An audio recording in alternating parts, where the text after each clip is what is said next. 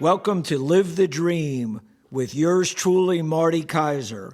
Buckle up and let's get started. Good afternoon. Happy Friday. Marty Kaiser here with our latest episode of our Real Estate Tidbits podcast. Hope everyone is doing well and looking forward to a fun weekend. My situation was a little different the past week. I had to travel out of state on some family matters. Unfortunately, we had a death in the family. So I was up where I'm originally from, right outside D.C. in Silver Spring, Maryland. I can tell you a couple things that are a lot different. Number one, they had a huge snow right before I got there. So fortunately, I missed that. I forgot how cold it is. When I was there for 3 of the 4 days, the highs were in the low to mid, I take that back, they were in the mid to high 20s. And then at night, they got down to about 20 to 22.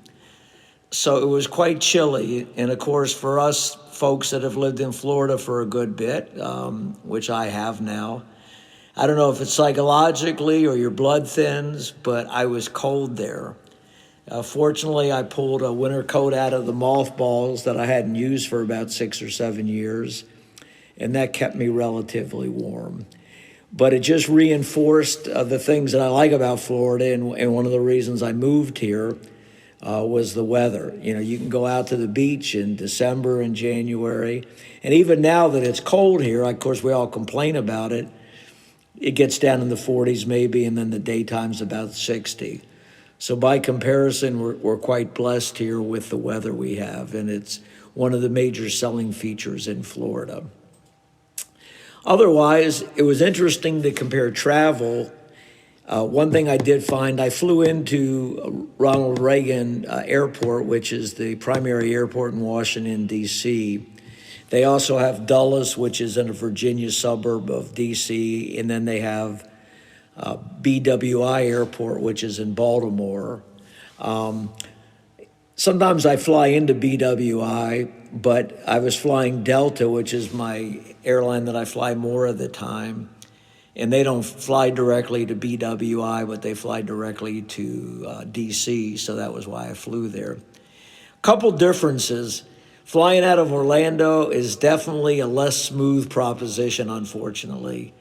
Unless you pre-register or have clear passage, the lines for security are way longer in Orlando. I think I was in line about 20 minutes or so. Secondly, just the process is different there. When I flew back from D.C., between returning my rental car, checking my luggage, and going through security was all very seamless. Where in Orlando, if you do curbside checking, it's not too bad. But a lot of folks go in and they check their baggage through their individual airline, and the lines are quite long.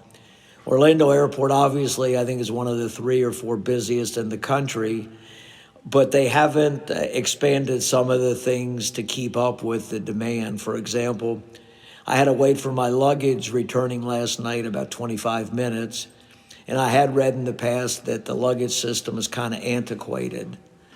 So hopefully those things will improve over time, because our tourist business and relocation business is going to continue to grow in Orlando, and so they need to make flying in a more a smoother transition. I know the professional athletes that comment about it, specifically in the NBA, you know, where they play the Orlando Magic, comment about how this is one of the more challenging airports to fly in and out of.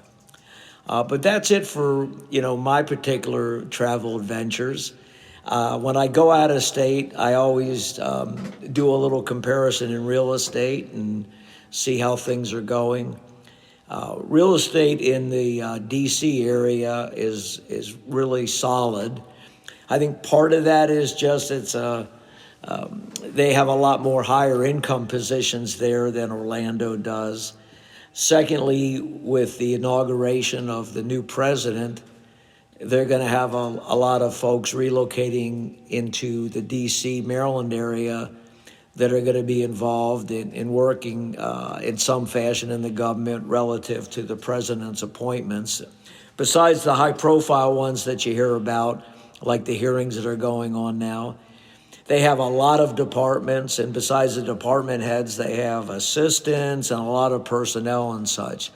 So a lot of those folks are going to need housing, whether they purchase or rent. One of the other reasons for going up to Maryland and D.C. was my mom, who's pretty elderly, we're selling her house up there. So I had placed that for sale with a top agent up there. And so it actually went for sale the week prior to me going there. And the traffic on the house there was, pretty extraordinary. We were getting about 8 to 10 showings a day for the first few days. We had an open house when right before I got there, and the open house had about 18 families through there. Just to give you an idea of the type of house it was, it's a fairly basic house. I mean, my mom kept it in nice shape, but it was a house built in 1971. It was approximately 2,100 living area with a big basement downstairs that's not included in the living area. And it had a carport. Had a nice sized yard that was fenced. I would say overall, some of the house was updated and some wasn't. The roof was about 15 years old. And it was in an okay area, nothing wrong with the area, but it certainly wasn't like a really, popular area that people were waiting in line to purchase in. That being said, the house was pretty affordable for that area. So just to give you an idea how prices compare, we listed her house for $625. So you have a 2,100 living house that's a little over 50 years old in a normal community without a garage and a 15-year-old roof. And we placed it under contract in 3.5 days and got over asking price. So now we're just waiting for the appraisal. The inspection went through no problem. And I would anticipate we should be fine with the appraisals. I don't usually run into problems on appraisals in Orlando because, I've come up with a really good system to work with appraisers, and I just don't have problems. And in Maryland, I had done my own assessment of the property, but, my findings and data were pretty much in line with the agents up there. One of the things that I was really impressed with the agent up there that I was working with, and I try to do the same thing here to my customers in Orlando, he was excellent with communications, kept me fully apprised of everything. If I reached out to him, I got a prompt response. And so he was very professional, which is what you should be in real estate. Unfortunately, in Orlando, sometimes when I'm trying to reach out to other agents, some are less responsive to others, so that's always a challenge. But myself, I answer my phone pretty much all day other than when I'm in a meeting or when I'm sleeping, because I like to make sure that if my customers have a question or concern or anything really, that they're able to reach out to me and get a response. So it's always interesting to compare one state to another. Of course, the D.C., Maryland area, what they call the tri-area, D.C., Maryland, and Virginia, has always been a little different. The cost of living there is higher. The average salary is certainly higher. And they're more recession-proof there because they have so many government jobs. So you constantly have a steady flow of people in and out of there because some people in the government end up going to private industry. When you have a change of presidential administrations, you have an inflow and outflow of folks. So it's a little different marketplace. But those dynamics are always quite interesting. And, I grew up there and lived in the D.C. area through college and then, moved on. But, it's a nice area. All of my family still lives up there, so they really like it. So that was kind of my trials and travails for the last week or so. Local real estate, we're obviously in the third week of January now. And as I mentioned on last week's podcast, we seem to be showing some positive signs of business, gradually increasing as we get into our busier months. The only cautionary tale is interest rates nationally are give or take around 7% right now. And obviously for those of you who have purchased in the last 4 to 5 years, interest rates for a few years were down in the 2.5 to 3.5 range. So the rates are quite a bit higher now. The current economic reports that came out are interesting. They're actually, in a lot of categories, favorable, in terms of unemployment's low. Sales barometers that they track are pretty favorable.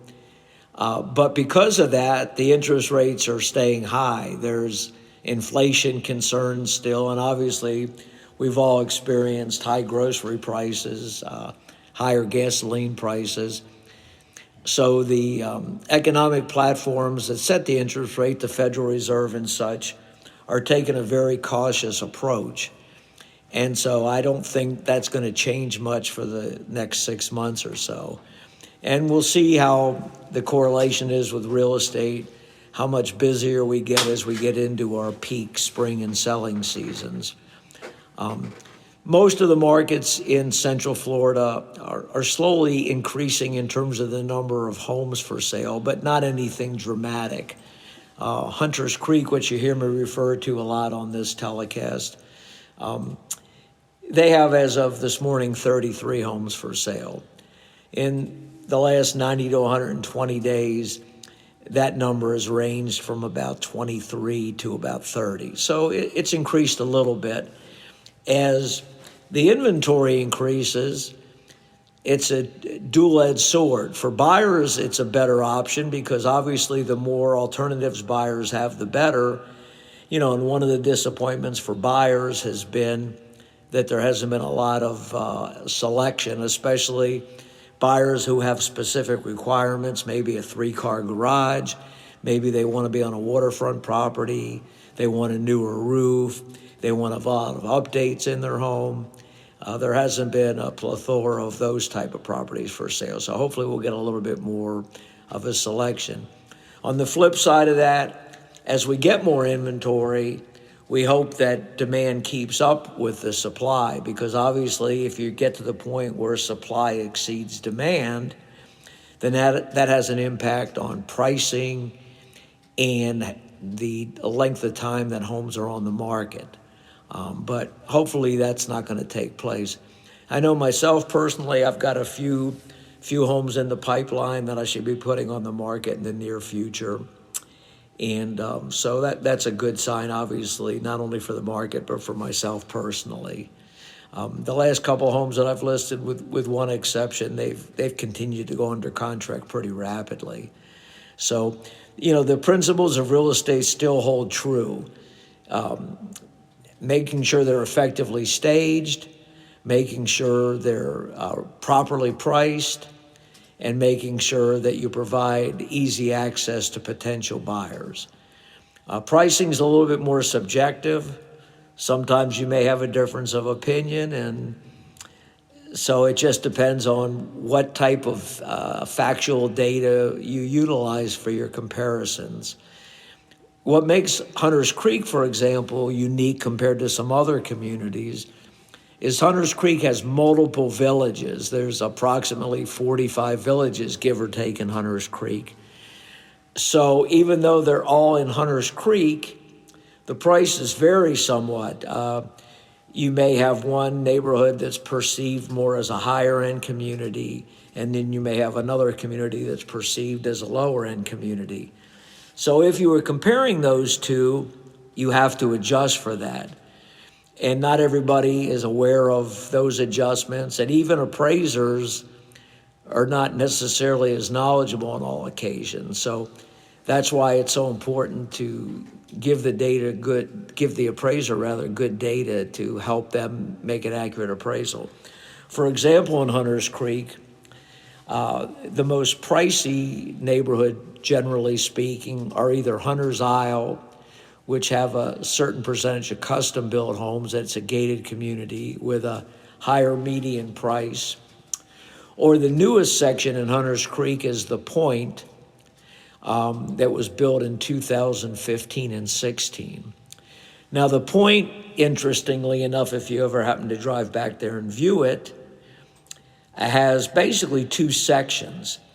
They have one section that goes more south, and then they have one section that's more on the front end of the Point.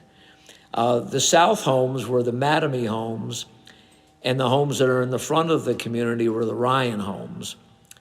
So the two or three biggest differences: the Ryan homes generally are smaller, they're on smaller lots, and their location in most cases is not as desirable in terms of what's behind them or what they're near.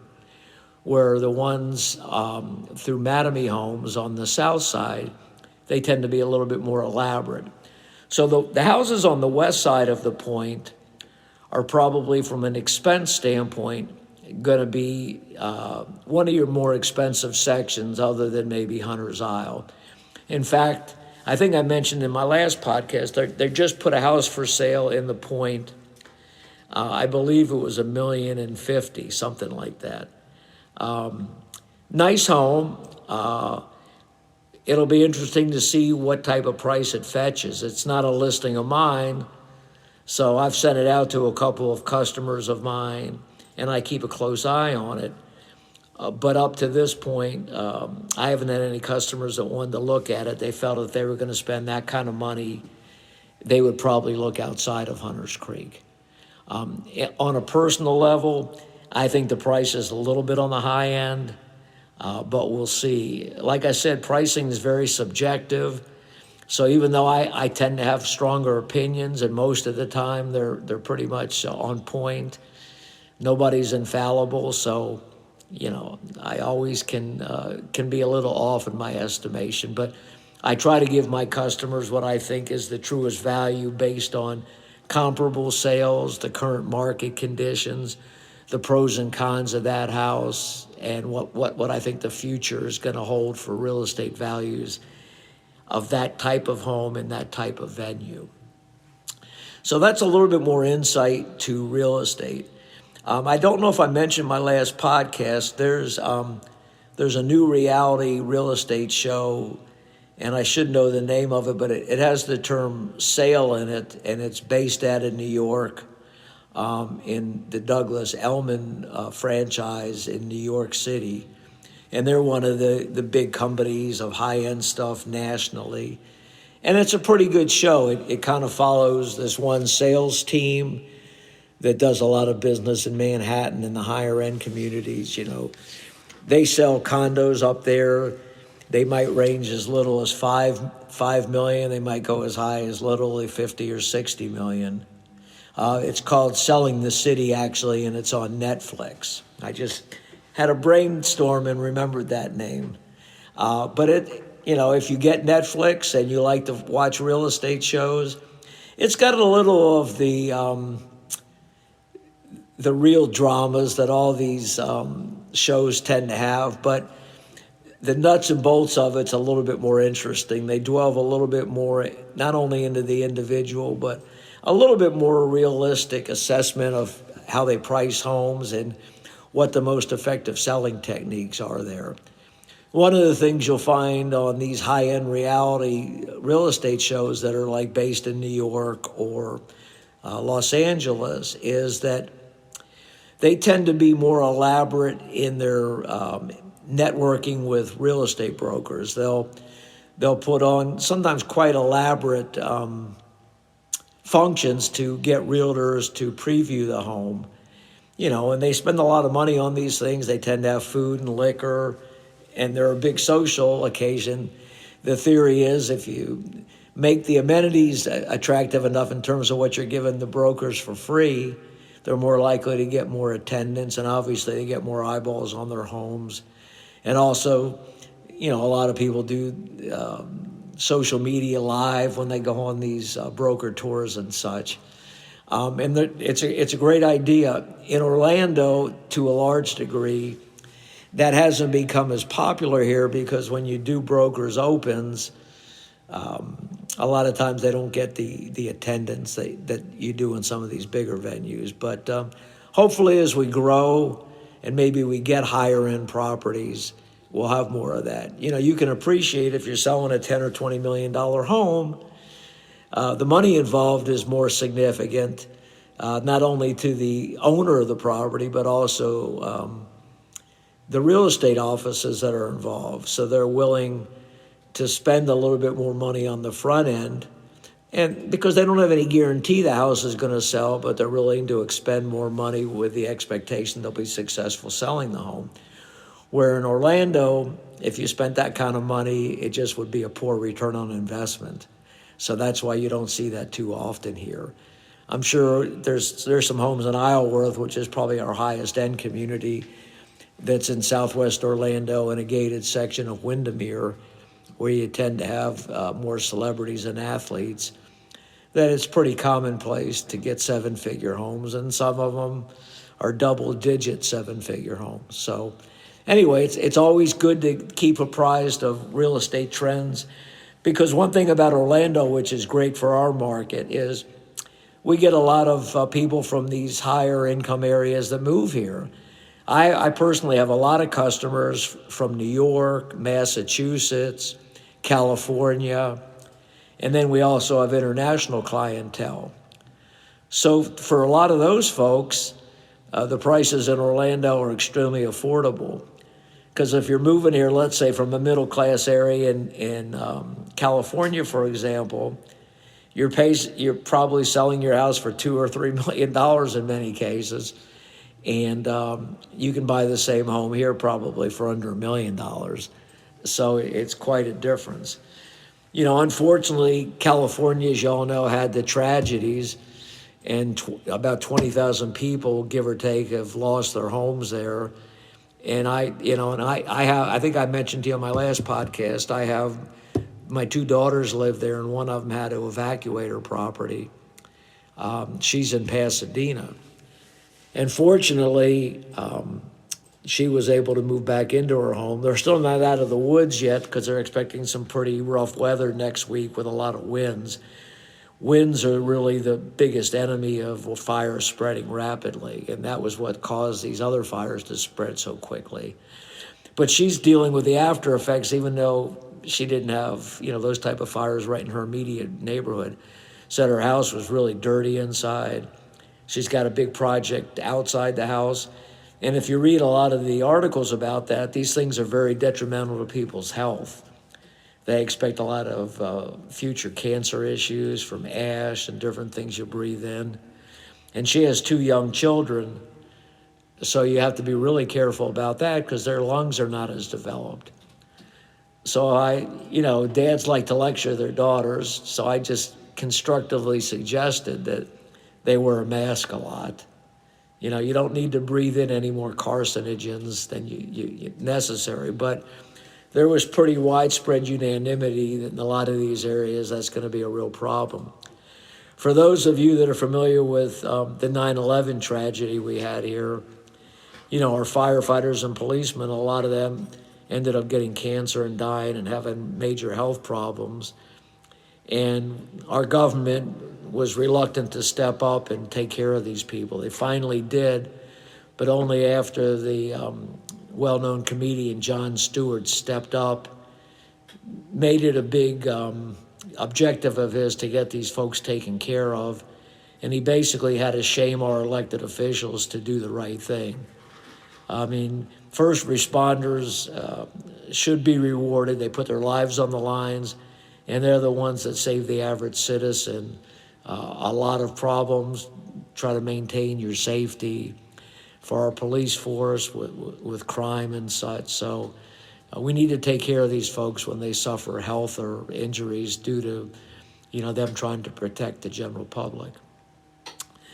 Last but not least is my football or sports that I always throw into my podcast.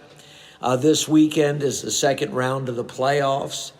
Last week, most of the games were pretty much blasé, I guess you could say.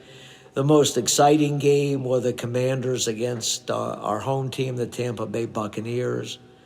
The Commanders won on the last play of the game, and that was highlighted by the rookie sensation, Jalen Daniels. They're going to play the top team in the NFC this weekend, the Detroit Lions. And I personally expect the Lions should win by at least 2 touchdowns. I'd like to see a closer game as I'm from that area, of course, but I think the Lions are too strong for them. The other game that should be quite interesting and could be a very close game is the Baltimore Ravens are visiting the Buffalo Bills. And they're 2 of the best teams other than Kansas City in the AFC. The Ravens have Lamar Jackson, and the Bills have Josh Allen. And they're the 2 top quarterbacks, arguably, in the league, and they should duel for most valuable player honors. The early prognosticators have Buffalo as a slight underdog, even though they're playing at home, to the Ravens. I personally think that Buffalo is going to win the game. I think Josh Allen had the best year of any quarterback in the league. But it wouldn't shock me by any means if the Ravens prevail. They have Lamar Jackson, who's a tremendous football player, a quarterback. And then they have the second best running back in the league, Henry. And he's just had a phenomenal year. The best running back in the league is still in the playoffs, too. He plays for the Philadelphia Eagles, Saquon Barkley.